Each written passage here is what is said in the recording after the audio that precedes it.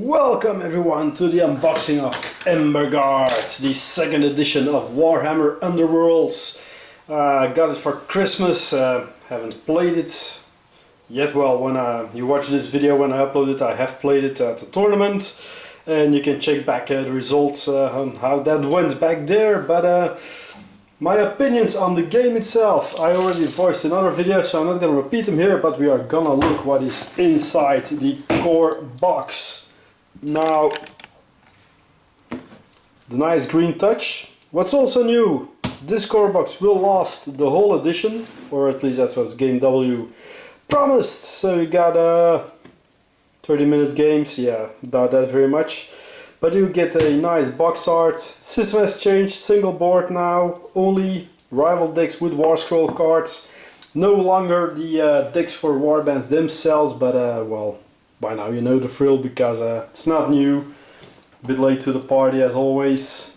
So let's cut the tapes. There we go. And we'll open it up. If we get it open, that is. There we go. So, there we have it all. First off, new thing that Games Workshop is doing recently is putting stuff in boxes inside the box, which is a good thing. And that's all the paperwork, so we're gonna look first at what's in here for the rest, being the sprues. We have the Skaven sprue first, 5 Skaven.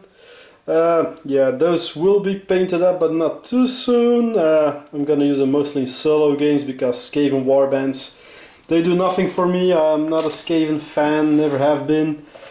So the other ones are the Stormguard Eternals. It's a bit of the same, so neither of the two factions in there actually rock my boat, but yeah. I will paint them up eventually, someday, but it won't be too soon. And then we have a small envelope here, which I think will be the dice. Yep, it's the dice pack. Dice come in new colors, so let's roll them out.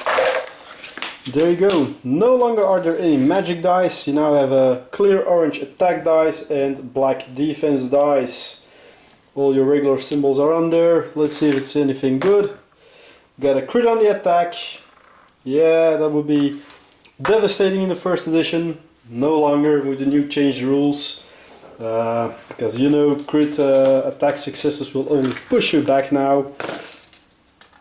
So let's put it back in there for now. I will sort through all of that at a later moment and fill up my dice boxes and stuff. So we have the cardboard section then, which is called the Warhammer Underworlds Project Pack. Oh yeah! Sounds hefty. And what do we have in the project pack? The first thing is the new rulebook. Core rules, only 16 pages. Got a bit of fluff and everything, so I'll do a little review on the rules and what I like and don't like. In the nearby future, you also have the other warbands already spoiled here. No, they're out now, but back then it was a whole thing. Building and painting, yeah, it's all regular stuff for your rulebook. And a sequence reference sheet, so that's handy as well. Then we have a quick start guide and of course the assembly instructions. So how to put your models together and a short quick explanation of how a game runs. Nothing too new on that part. Then we get the war scrolls for both warbands, so this is something new. They now have scrolls with abilities. When you see one of those white balls, they can use it only once per game. Some warbands, either the digital downloads or the separate ones, have multiple use thingies. Inspire conditions and then an ability that they usually can use during the whole game. Cards, not that thick actually, so that's a bit of a letdown. They could have been, well, it's a bit the same like the Warcry cards and everything. Then we have here the 4 decks. Oh man.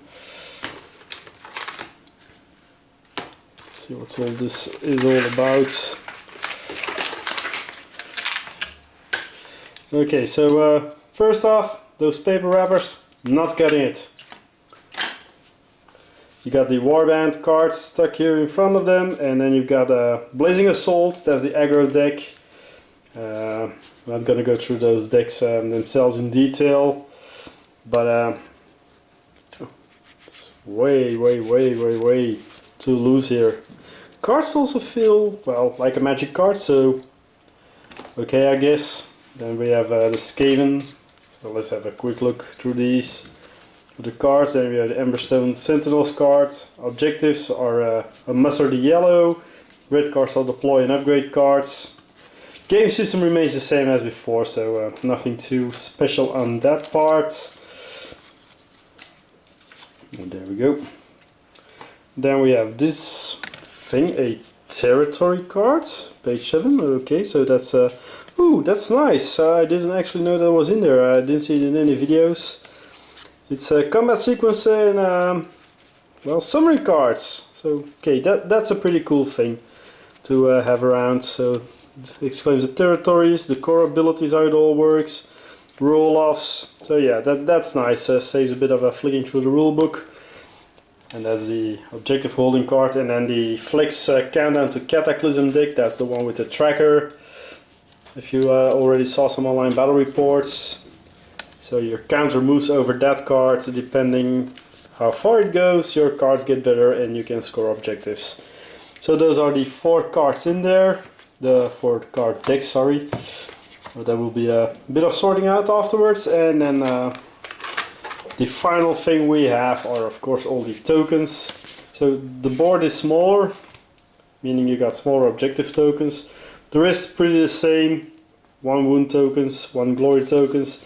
On the other side they go for 5 glory and 2 wounds, so just a bit of a simple thing to have less tokens on the board, but nothing too fancy. Staggers, charge tokens, all the regular ones, for which I will just keep using my acrylics honestly.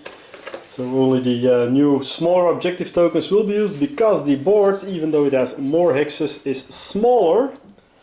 And with smaller I mean a lot smaller compared to the 2 boards system from before. Well, a lot. Bit smaller. You can't offset or longboard anymore. So we got this side. Red squares, no longer little hexes, they're now stagger hexes, so that might be a bit confusing at first. Nothing too fancy here. I hope they just release more boards, because otherwise it will be get pretty boring pretty soon. Because, well, distances you will always be charging in round 1. Nothing to do about that. There's no way you can avoid it if you're playing against aggro, and if you're playing with aggro, there's no way they can avoid you charging in. So guess what? Being an aggressive player in Underworlds myself, which is kind of strange because by default I'm a very defensive player. Yeah, we'll see how it goes. You saw the tournament, you already have an idea how my Garrix Reavers went. And the fine-tuning will start later on. But that's a quick overview of what is in the Embergard box. Hope you liked it a bit. Nothing in-depth reviews, because you have those enough already on the internet. But yeah, for now, that's it. My first steps into edition 2 of Warhammer Underworlds. Thanks for watching and see you next time. Bye bye.